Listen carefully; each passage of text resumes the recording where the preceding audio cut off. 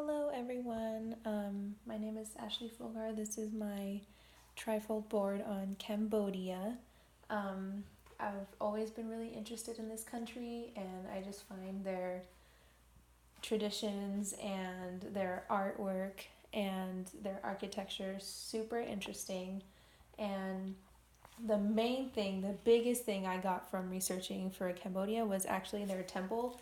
It's in the middle of their flag right here. It's really small. I printed it out because it's really hard to draw.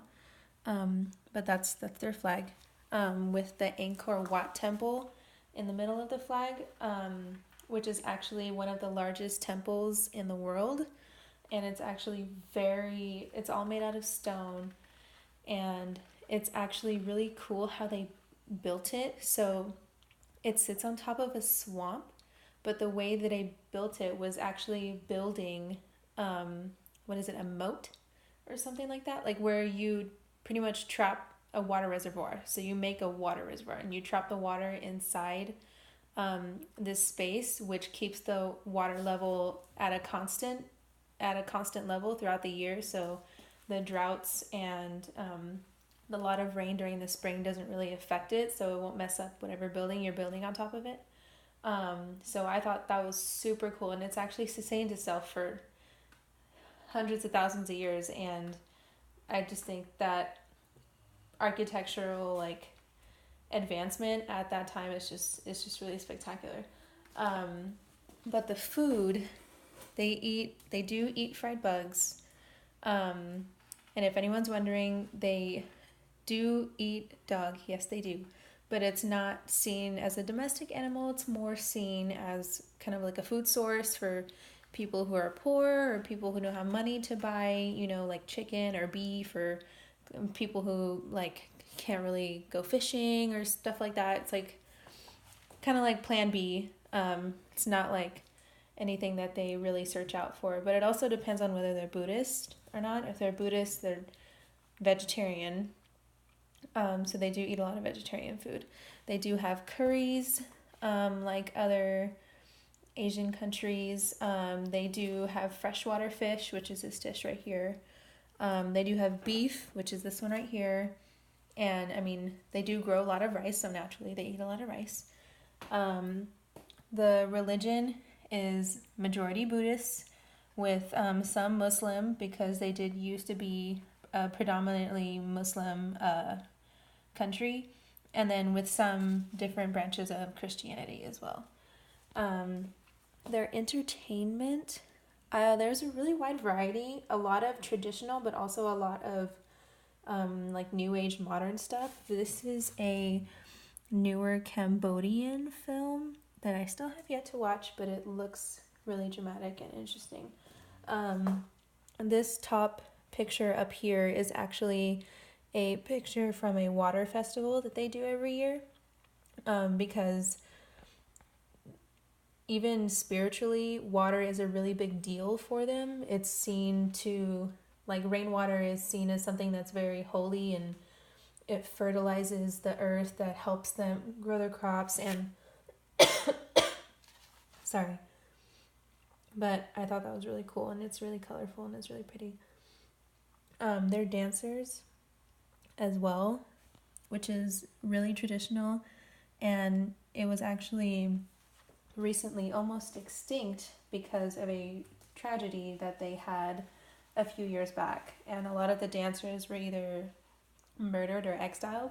So they've been struggling and actually been quite succeeding on reviving this very sacred tradition for them. And I think that's really amazing that they're trying to teach the new generation a lot of the old traditions in spite of everything that happened. So what happened? These are a series of pictures of different. See her; she actually has two black eyes. Of different people who were put into different types of concentration camps. These are all children down here. They look like they're under 7 or 6. And this is an older woman. But they were all put into concentration camps after a man nicknamed Pol Pot had taken over the military forces in Cambodia, and overthrew the government. And he pretty much killed anyone who disagreed with him in any way. He was very strict in his rules with how the community is supposed to be, the society is supposed to be. Pretty much his whole goal was he was trying to bring Cambodia back to their agricultural height of their history, I guess. Because during ancient times, when actually the Angkor Wat was built, Cambodia was one of the most thriving ancient cities of the world. So he wanted to bring it back to that time, because this actually happened around the time of the Vietnam War, before and after the Vietnam War, because he was actually fighting in the Vietnam War. It wasn't in Cambodia, but Cambodia is extremely close to Vietnam. So when it came to the airstrikers, Cambodia did get a lot of the damage as well. So he was really traumatized from that. And he wanted to bring Cambodia back to their former glory. And in his eyes, it was back to ancient times. So no technology, no modern medicines, no television or stuff like that. Like nothing that was modern or European. And anybody who used those things or fought for those things were killed. They didn't really get a chance to really fight for themselves. And that was a very, very horrible tragedy. And Cambodia actually lost a lot of their population because of this. He put thousands and thousands of people in these camps, including a lot of members of his own family.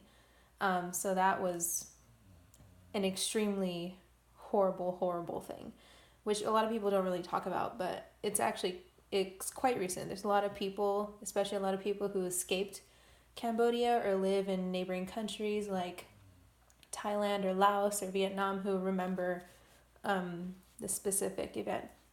So yeah, that's why they're trying to revive a lot of their old traditions right now. So they're in this phase where they're bringing back a lot of the old stuff, because a lot of it was lost when they lost so many people.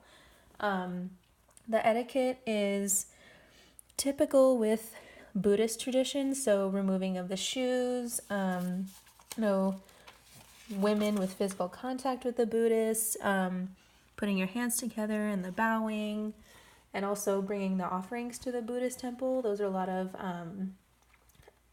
things to keep in mind if you're going to go visit Cambodia. And also be careful with your chopsticks. Don't put them vertically, or people will think that